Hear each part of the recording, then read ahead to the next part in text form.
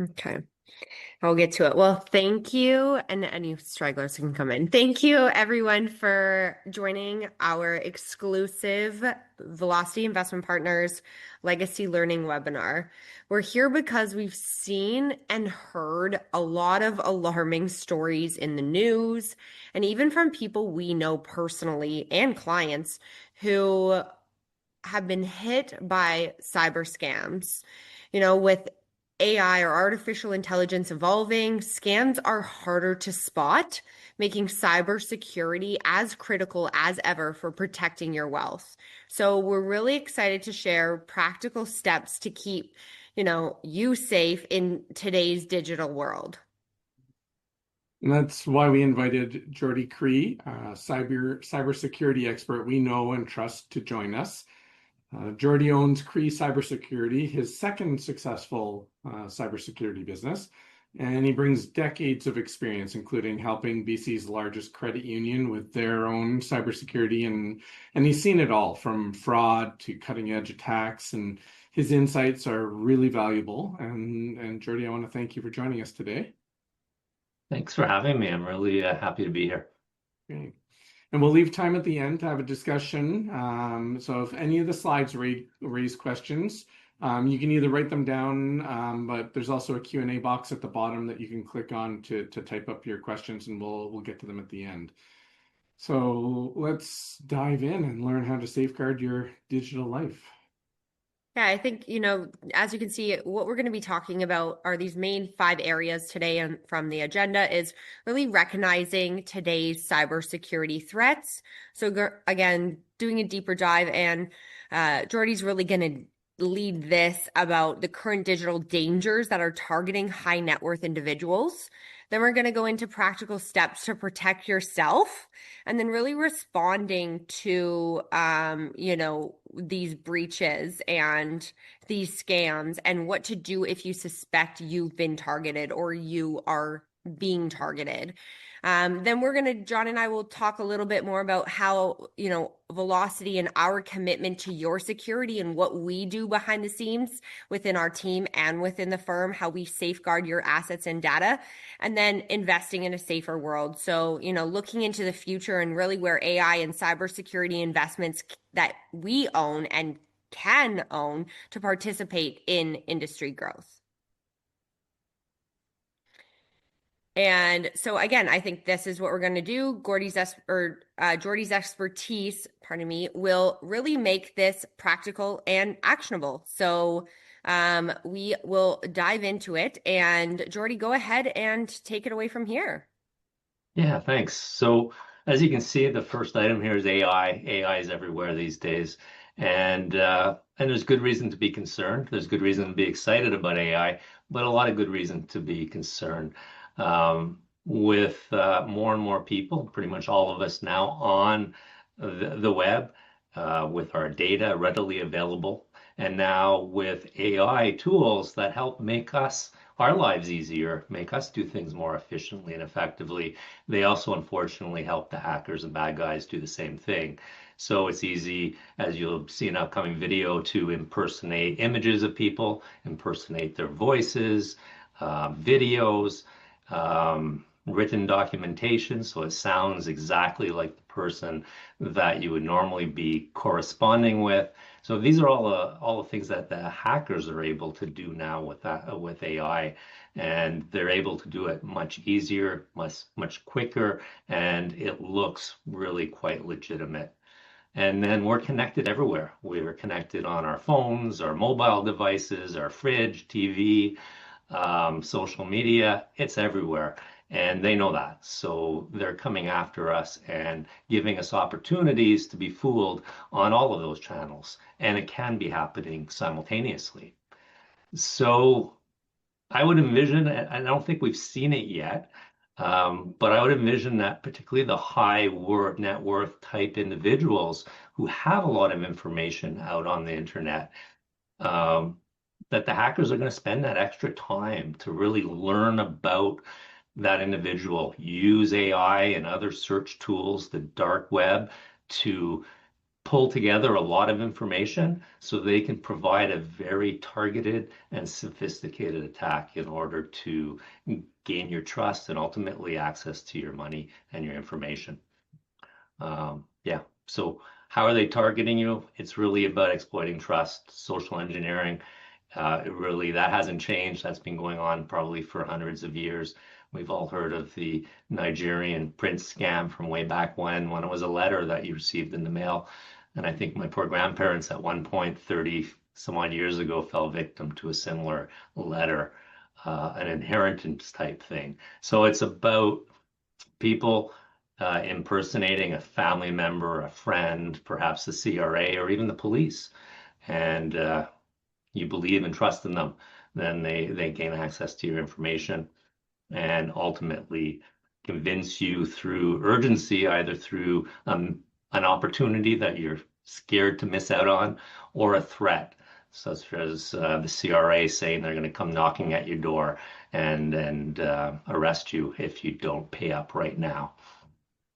So that's how they're targeting us, and oftentimes, in fact, I had a recent experience myself where I just so happened to be doing some work with the CRA, and I got a phone call, and I happened to be dealing with them, and the person scared me enough, and it took me a few seconds to think and really to pause, take that moment and think and say, well, if there's no reason for them to be threatening me and coming and asking for money, so it just so happens it's a coincidence.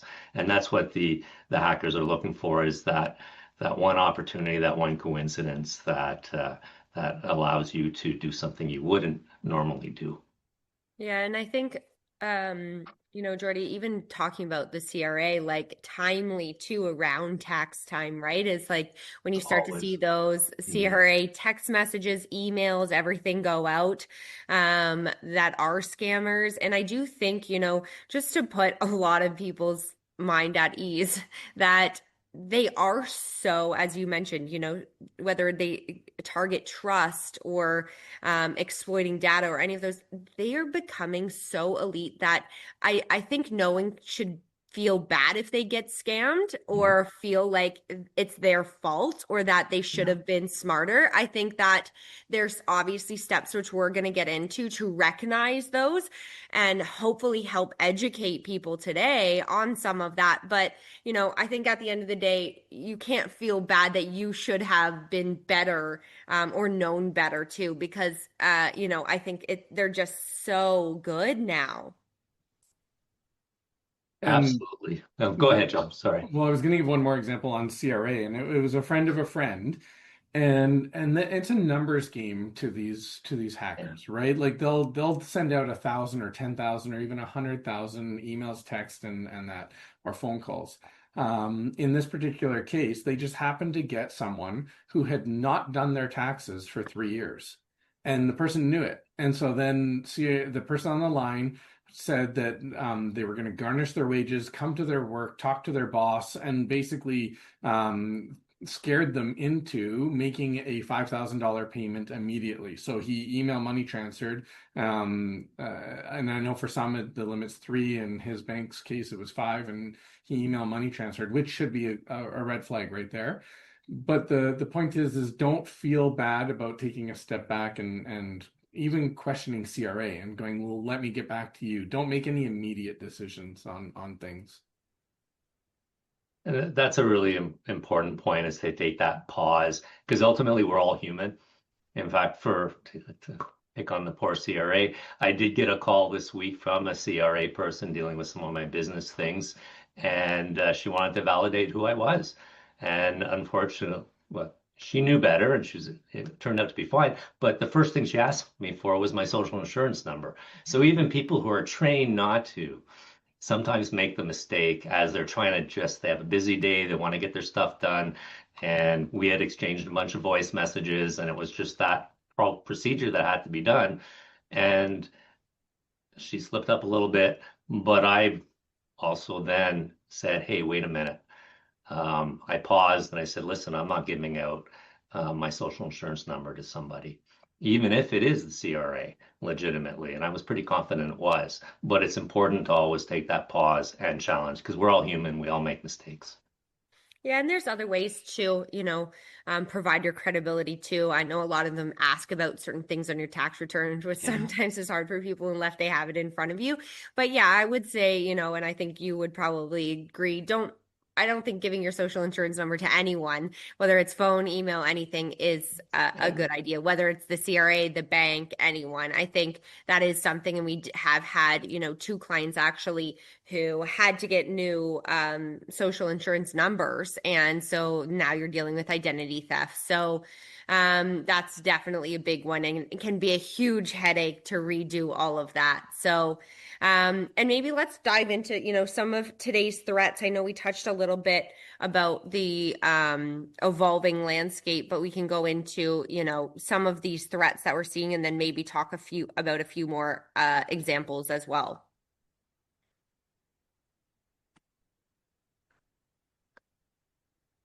So interestingly enough, a lot of these things are just fairly have been around for quite some time. I mean, phishing's been around for 10, 20 years, and it's those emails or text messages that come into your inbox.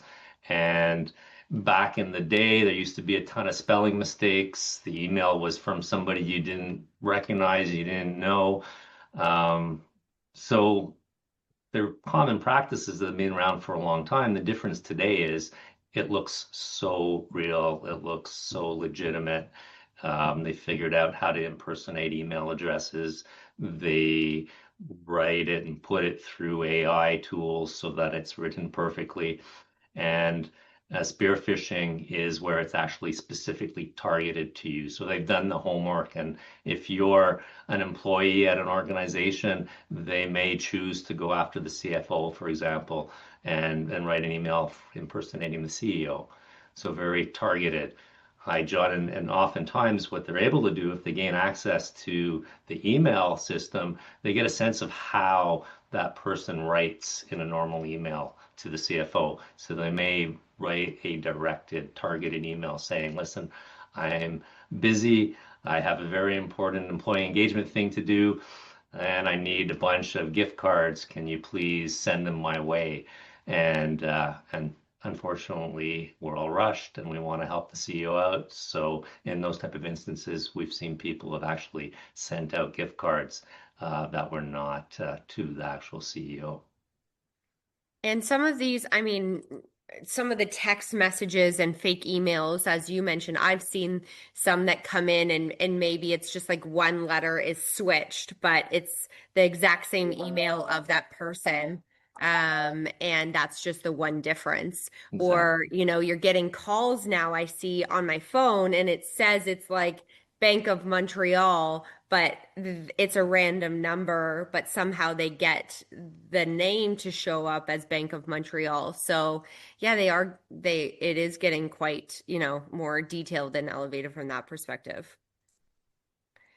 Are there trends that you're seeing in like how these attacks are targeting people like us? I guess like what's the first thing we should do other than, I mean, the common sense is to take a step back as you talked about, but is there anything else we should do to maybe stay safe? Like I have heard some, family members, if we're asking or you are targeting, as you mentioned, those target ones on, sending money or anything like that. Like I'm overseas, I need, 10K to get out of Thailand. Can you wire it over? We've heard of maybe a family code word or something like that. Is there any strategies that you might recommend to people? Yeah, I love the family code or family passphrase type um, way to protect you. It works not only just for situations like you described, but also if you have young teen kids who are out maybe with friends and get in a little over their head and don't want to embarrass themselves, but want to get out of the situation, they can call you and use that passphrase that nobody else would recognize, and you can go and pick them up and make up a good excuse. And what I found, and I've used this recently, is typically these type of hackers, they want to make their money or get access to whatever they want to quickly. And you can actually be quite direct with them and say, what's the family passcode? And they're going to hang up. 9 times out of 10, they're going to hang up, and because they're going to move on to the next victim. So even just using that without even having one, just asking for it, sometimes will get them to. Yeah. Yeah. Yeah. As soon as you challenge them, oftentimes they will just move on to the next person. That's a good point. Yeah. So this one I wanted to touch on the websites. As you said, things are getting better, and it used to be typos, but now I've seen ones where they use different language alphabets, where the Yeah. A in English A versus an A in a different language is actually a different letter, and so it shows up, and so maybe touch on kind of little things you can do to double check. The notifications, emails, that kind of stuff that you're getting. I think the number one thing you should do is your bank, the CRA, your telecom companies. Nobody's ever going to send you an email to click on a link to change a password or to do something urgently. So the first thing you need to do is when you see it, stop and find another way to verify whether or not it's legit. Because unfortunately, there are companies that still do it despite this issue, but stop and make a phone call and verify it outside of the email. Or even if you have an account representative, in this case, an account manager at RBC, email them on your normal email and say, hey, did you send this to me?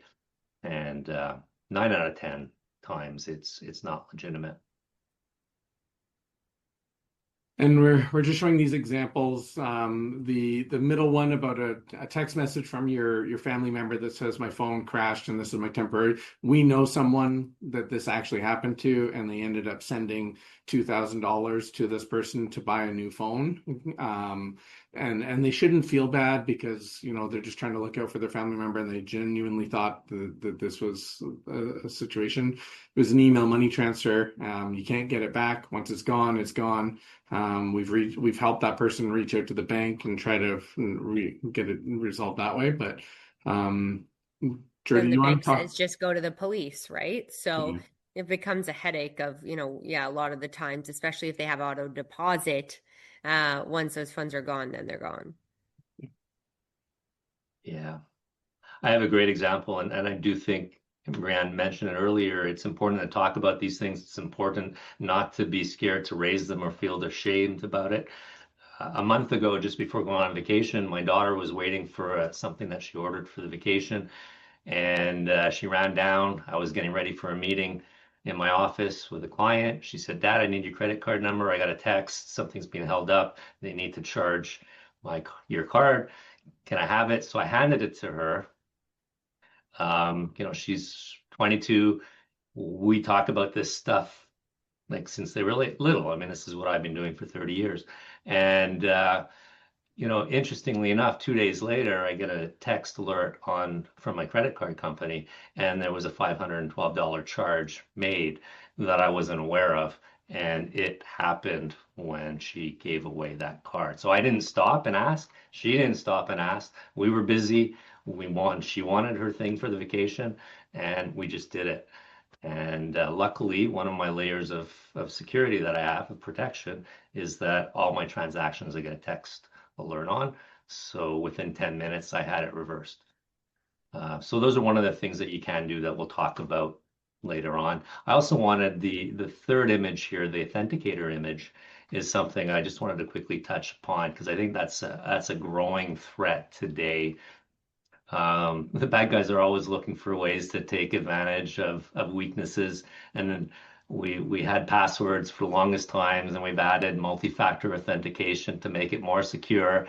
So they've come up with a creative way where they'll gain access to your password through either phishing or computer virus or what have you, but then they still get prompted for that. Authenticator app approval to go forward. So they'll log in, and what we do, because we're rushed, we'll see that, and we see it all the time now, and we say yes, and they're still getting into your account. So if you ever see one of those and you do use a Google Authenticator or a bank authenticator or Microsoft's, always think twice, look closely, look at the name of what you're logging into, the location of where it's coming from, and then decide if it's actually you. And thankfully, all these companies have put in the option now to no, it's not me. It used to be just approve, and in they get. In this case, now you can stop it. So you do have to pause and take a look closely to make. And if you haven't logged into anything, there's no reason you should get one. And Yeah. so it's automatically not you, but it's good to look at the details. We're seeing more and more of this happening. Yeah, and I think, we have a lot of retiree clients too who sometimes get, the OAS payment or your CPP payment, click on here there was an issue with that and you need to update your banking. And as you mentioned, yourself being a business owner, we do deal also with a lot of business owner clients. What special considerations do you think that business owners need to factor in or should be taking any extra precautions, whether it's, internally with their business, how they do business, anything from that perspective? There are a few things. Good financial management, accounting practices, dual custody of accounts, dual signing authority, awareness and training of all your staff, so that there are good practices and procedures in place. They stop a lot of the fraud, and it's often the organizations that don't have that level of awareness and they don't have those additional steps for the movement of money in and out of the organization. And then I think the next piece is the technology piece. It's always been seen as a cost center. You need to make the investment in your technology to keep it up to date, to keep it secure, and there's no ifs, ands, or buts anymore. You've got to keep it up to date because that's how they're getting in. They trick us, and then they take advantage of weaknesses in our computer systems. And before you know it, they've run all over your network and own your systems. Yeah. So we're going to show a video here, and just to illustrate where we are today with technology.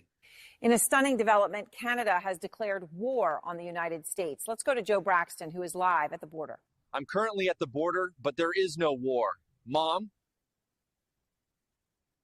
Dad, I know this looks kind of real, but it's all AI. Grandpa, I'm fine. This is just AI. You don't need to wire money to anyone. I am not in love with you. And I do not need your money for a plane ticket. I am AI. This fake moon landing footage isn't classified. It's AI. You're probably wondering how I got rich with crypto. The truth is, I didn't get rich off crypto. I don't even exist. You might be able to tell this is fake now, but it's gonna keep getting better. We're all AI. There could be aliens, but I'm not one of them. I'm AI. An herbal supplement did not cure my cancer. I'm not even real. Uncle Fred, the government has not been taken over by lizard people. You don't need to send us $5,000 in gift cards because you missed jury duty. Grandma, it's not real. It's AI. It's AI. It's AI. Bro, it's AI. Fake faces. Real consequences. Think before you trust. In a stunning.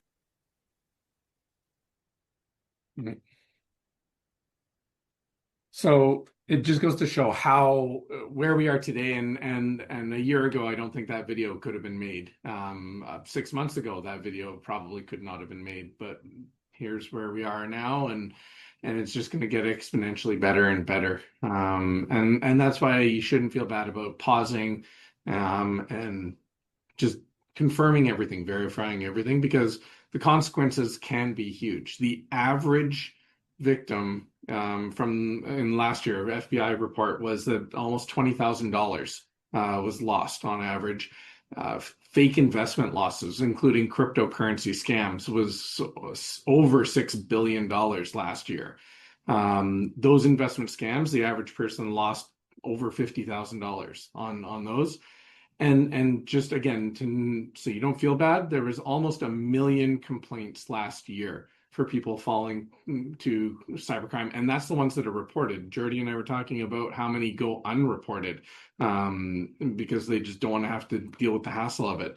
Because even if the losses are covered by the financial institution, you have to spend hours upon hours to get that resolved, whether replacing ID and getting new credit cards and potentially new social insurance number. And on average, you're out of pocket. Even if you don't lose money on your credit card being stolen or that information, you're still usually out of pocket. So prevention is the best first step on this.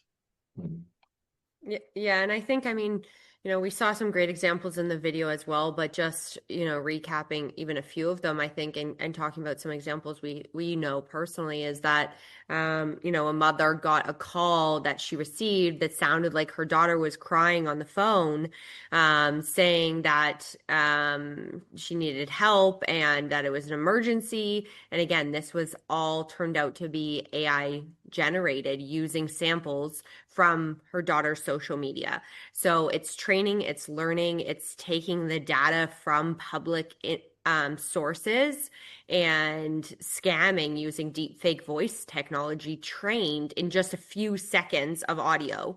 So I just think people need to be aware of that. And same thing, we've seen, romance scams with a client. They're using AI bots to chat with someone on online dating sites, pretending to be someone that's interested in everything, and they don't do any video calls, but they do actual voice calls.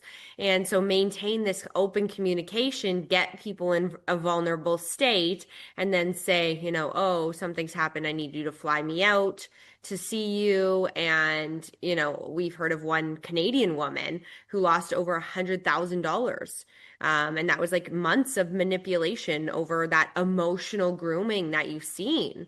And some even in the finance world of more of the guru investment videos, right? I've seen those too, where scammers use AI generated videos of Elon Musk or Warren Buffett, well known, but they're promoting fake crypto or investment platforms of great ideas, and it's not actually them or them at all. So they take YouTube, Facebook, and everything, and we've seen those surge in those videos from the stats that has led to significant financial losses. So just to clarify, this is a real video and it is live, and we are real people here.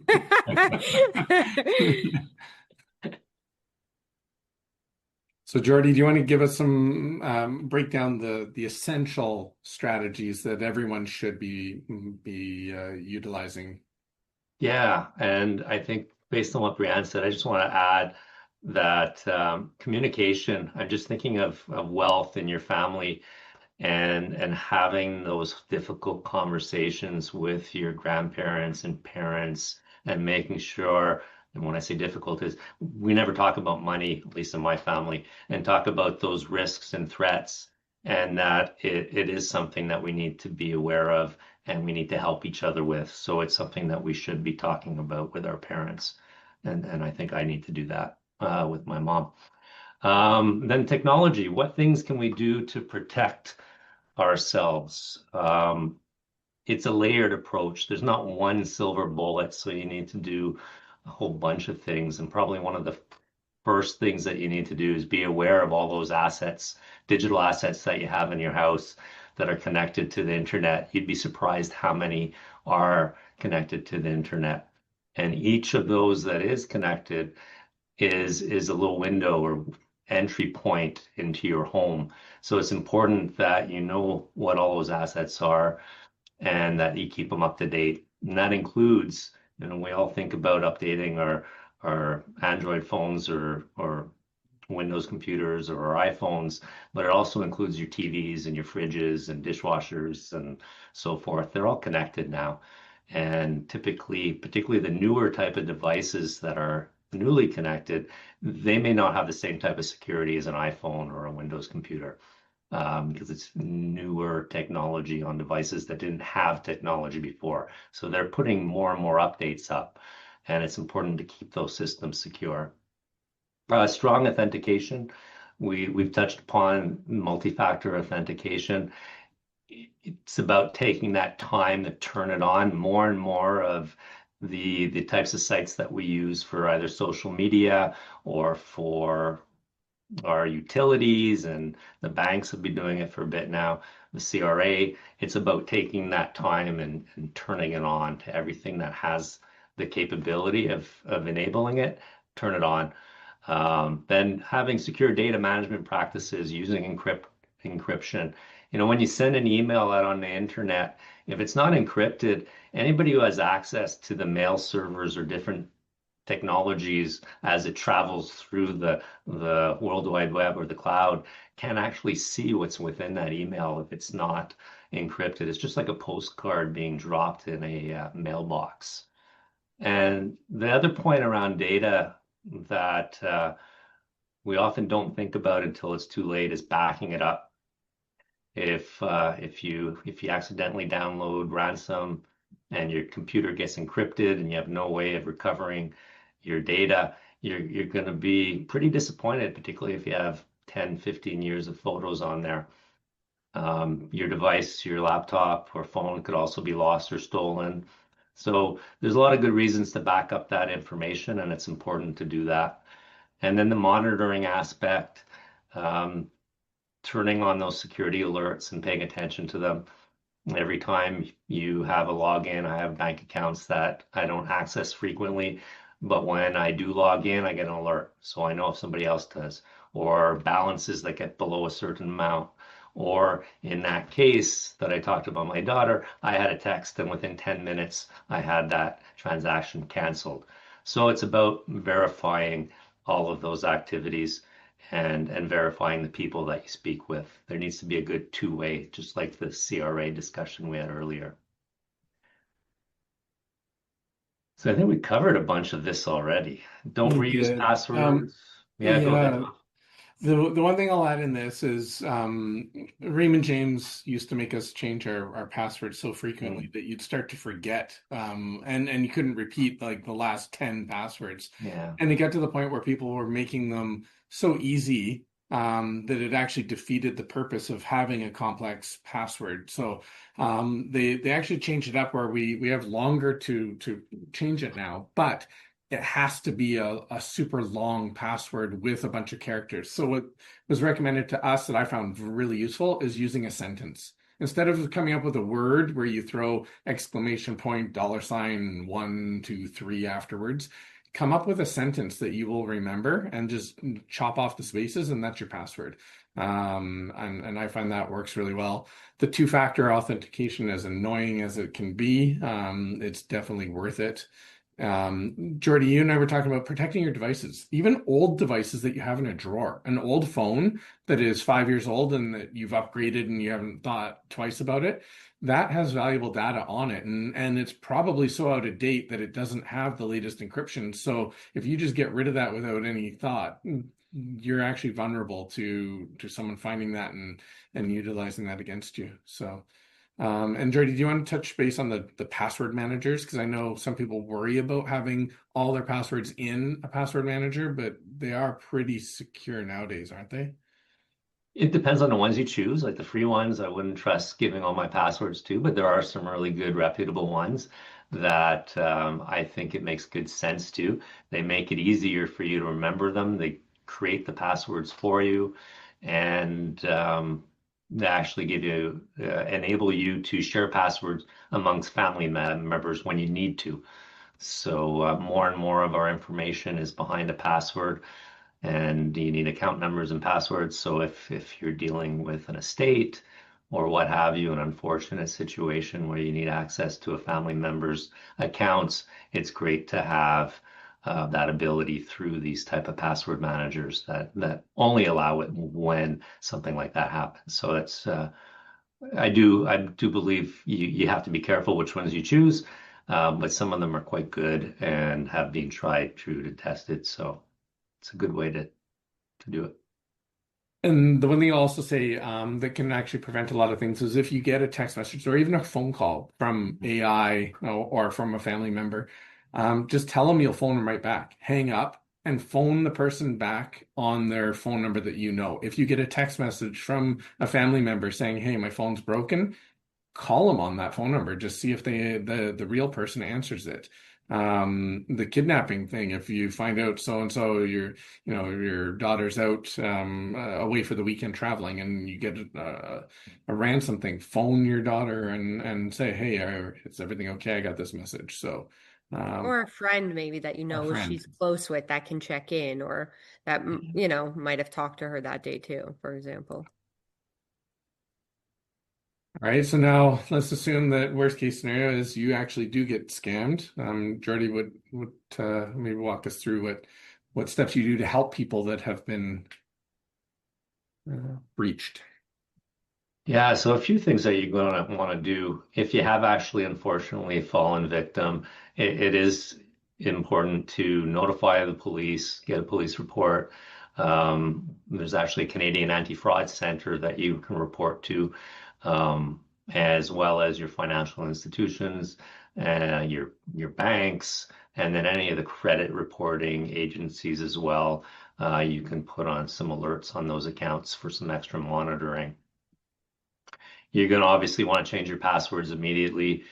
And I would also suggest that you want to have your computer looked at.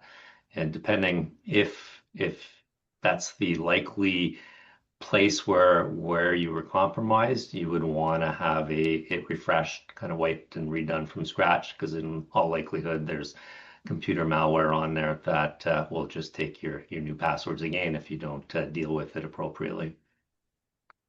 I think that's and we know you can put notes on your bank file to verify requests. You can do the credit freeze where you'll never automatically qualify for any credit card going forward, because when they try to, it will get rejected. But then you can manually, that'll help you so that no fake loans or fraudulent loans or credit cards are opened up in your name.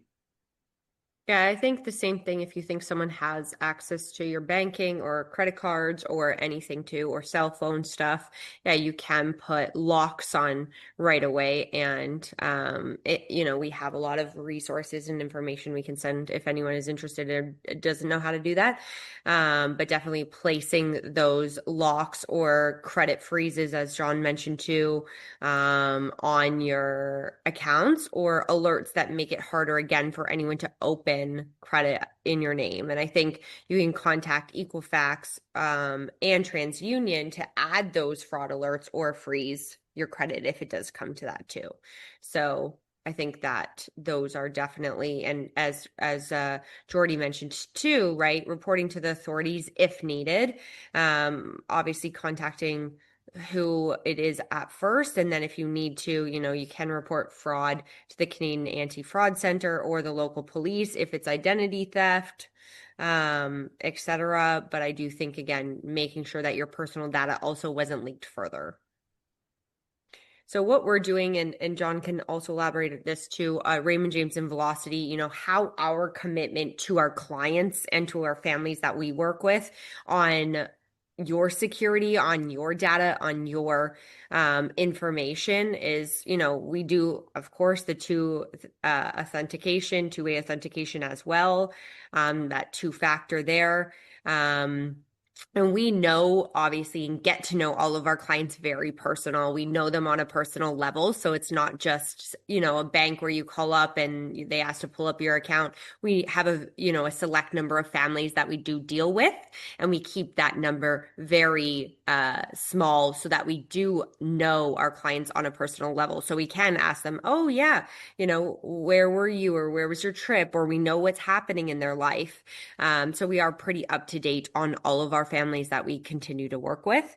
Obviously, we do have extremely high security, so the highest level of encryption and security protocols to protect all of our clients and our data and transaction. I was actually down in Tampa last year for a conference and went to the US Raymond James head office there, and they have a whole, like, I call it like the SWAT team, majority of cyber attacks, and it shows you in real life all of like the digital AI, all threats that are coming in to attack like Raymond James, and all of the protecting that we're doing. And it's seconds. There's like it's like looks like hundreds, and how much that they are pushing out. So, we have a whole team of experts that are making sure that they are protecting our clients' wealth and their data as well. John, do you want to talk about some of the other ones? Yeah, it's all, we definitely take it extremely serious to the point of we actually get quizzed. We get random emails, and when we click on the link, it will pop up and it'll say you failed. Or if you actually forward it, and we have in-house, we have a spam and fraudulent email alert inbox. And when we forward it to that inbox, we actually get a reply that says, "Congratulations, you caught one of the ones that we wanted to test you on." And then when you get hundreds of emails a day, it's easy enough to accidentally click on ones. Our team has been fantastic and has gotten a perfect score, knock on wood. But yeah, we take it extremely seriously, including password protecting things so before we send them to you, encrypting them, protecting passwords, and uploading them to your portal, which is also a very safe way. Yeah, and I think Raymond James too is constantly evolving into investing in a lot of this, AI data protection, everything. We're looking at adding a new system called the Vault for all of our clients. We have it out of the US, so we are looking at implementing it into Canada as an investment too.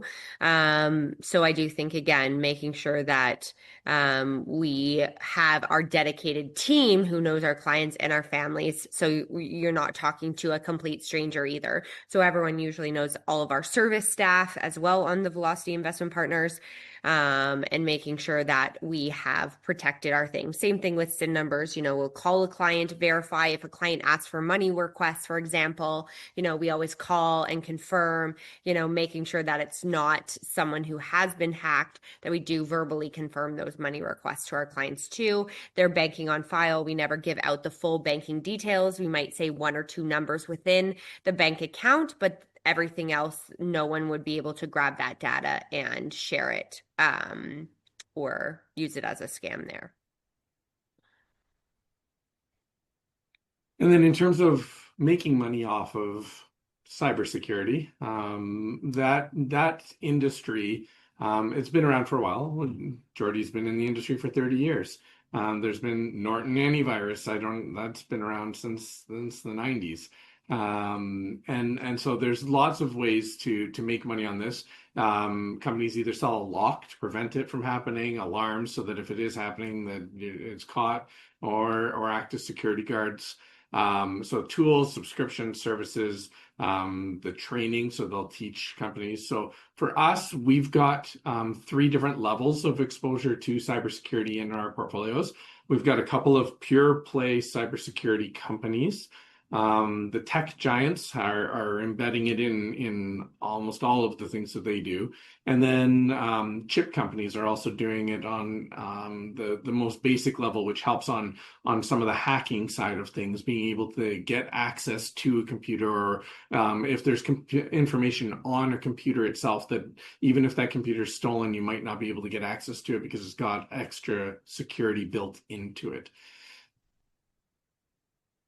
Yeah, so some of the pure play, and John mentioned, we do own quite a significant exposure to some of this, but some of the pure play names that we do, or are leaders, sorry, in that space are BlackBerry, or ticker BB, for example, and Cisco as well. So again, a huge global leader in kind of that firewall space. Some of the tech giants with embedded cybersecurity who continue to be leaders, all of which we do own these stocks in our portfolio: Microsoft, Google, and Amazon, and all have their own AI as well. A lot of people think of Amazon as the online store, but they're Amazon Web Services is cloud storage and software for businesses as well. And so they've got a lot of security built into that side, and that's a huge part of their business as well. And some of the innovative chip level securities, again, well reputable names. NVIDIA, still the largest chip company out there and leader, and then also Qualcomm that does chip devices too. So again, cybersecurity investment options can vary, and that industry does change extremely quickly, and it continues to change.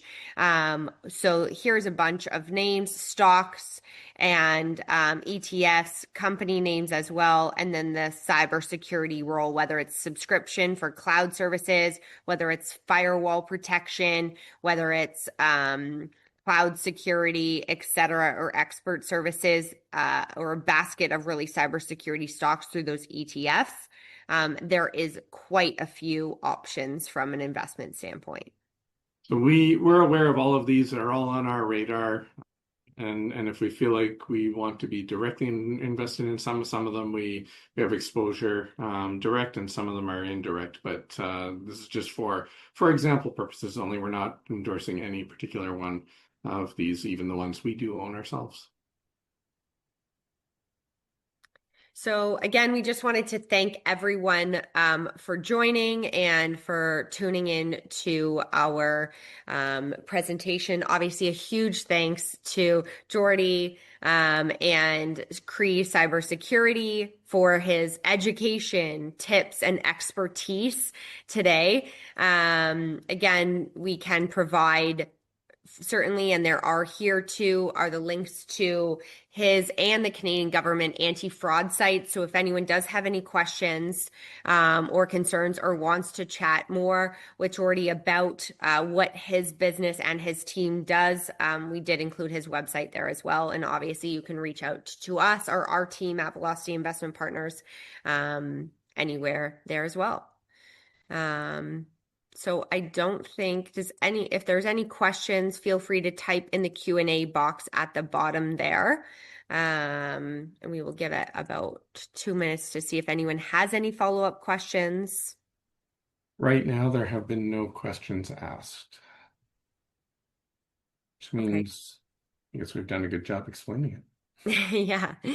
Awesome. Well, again, feel free to reach out to us if there is any follow-up or you have any concerns or want additional information. That is what we are here for, to make sure that you feel protected and your assets feel protected too. And that is what we are doing behind the scenes, ensuring that for your wealth and your finances. So again, Jordy, thank you for joining us, and we really appreciate your time. All right. Take care, everyone.